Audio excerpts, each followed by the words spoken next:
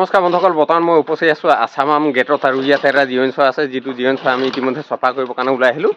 তো বৰ বিশেষ কাম নাই, অলপ কাম আছে, অলপ চূণ মাৰিবলৈ, অলপ ছাইডকেইটা অলপ চফা কৰিব লাগিব। এইফালে দেখাই আছোঁ, ভাইটি অলৰেডি পানী লৈ আহি গ'ল। এইফালে চুজিতে ধুনীয়াকৈ কাম কৰি আছে, চফা কৰি আছে। চুজি এবাৰ হাই বুলি কৈ দিয়া। এয়া তাৰপিছত এইটো জীৱন চোৱাটো মই আপোনালোক দেখাইছোঁ।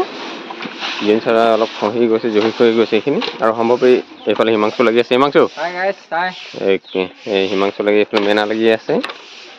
ভিতৰ ওচৰত অকণমান দেখাম। এইফালে ভাইটি অবিনাশ, এইফালে যাম। অ'কে, বঢ়িয়া বঢ়িয়া বঢ়িয়া। তো তেনেধৰণে লাগি আছে, আৰু এইফালে মই আপোনালোকক অকণমান জুম কৰি দেখাই আছোঁ যদি সম্ভৱ হয়। এয়া হৈ গ'ল আছামাম টি ষ্টেট, যিটো সোমাই যোৱা চাইনবোৰ্ডখন।